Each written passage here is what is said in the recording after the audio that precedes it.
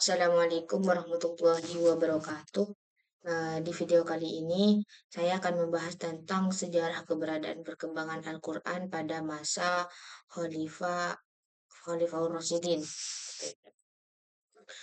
Di slide yang pertama, tentang Al-Quran pada masa Abu Bakar As-Siddiq, yang mana setelah wafatnya Rasulullah SAW, umat Islam menghadapi tantangan besar. Banyak para penghafal Al-Quran gugur dalam perang Yamamah. Nah, melihat hal itu, Umar bin Khattab itu mengusulkan kepada Abu Bakar agar Al-Quran itu dikumpulkan dalam satu mushaf supaya tidak hilang.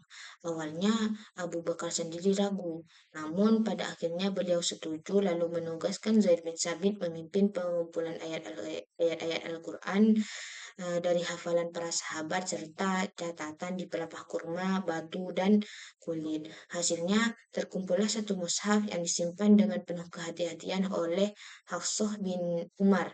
Nah, langkah ini menjadi tonggak penting pelestarian Al-Quran. Lalu yang kedua di masa Umar bin Khattab, yang mana ketika Umar menjadi khalifah, ia meneruskan upaya penjagaan mushaf tersebut. Mushaf hasil kerja Zaid ini tetap dijadikan acuan utama.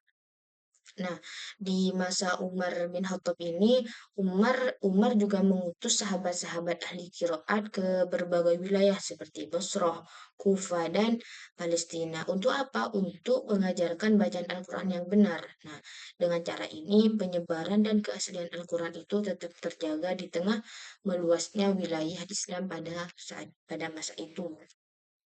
Lalu di masa Utsman bin Affan,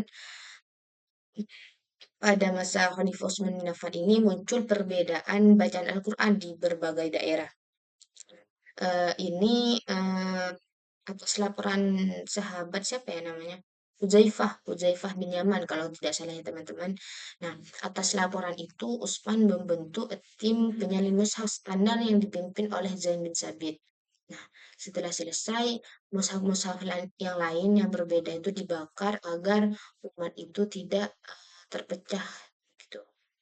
Inilah mushaf yang sekarang kita kenal dengan nama Mushaf Utsmani dan menjadi standar Al-Quran yang kita gunakan hingga hari ini. Lalu di masa Ali bin Abi Thalib itu perhatian utamanya diarahkan pada menjaga kemuliaan bahasa Arab dan bacaan. Eh, Pada masa itu Ali memerintahkan Abu Aswad Ad-Du'ali untuk menyusun dasar ilmu nahwu serta menambahkan tanda baca agar umat itu tidak salah dalam membaca Al-Quran, begitu ya teman-teman.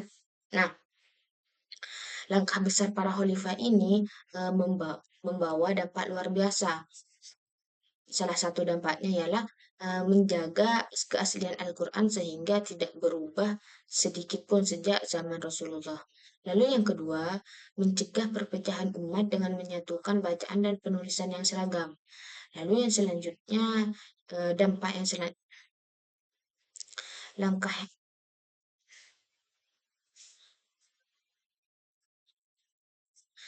Lalu dampak yang selanjutnya ialah mempermudah penyebaran dan pembelajaran Al-Quran ke seluruh penjuru dunia. Dan hingga kini mushaf dicetak, mushaf cetak maupun digital itu tetap mengikuti standar Rasul Utsmani. Nah, demikianlah perjalanan sejarah pengumpulan dan standarisasi mushaf Al-Quran. Sebuah bukti nyata kecintaan para sahabat terhadap Al-Quran dan amanah besar yang terus kita jaga hingga hari ini. Mungkin itu saja yang dapat saya sampaikan di video kali ini ya teman-teman. Kurang dan lebihnya mohon maaf. Wassalamualaikum warahmatullahi wabarakatuh.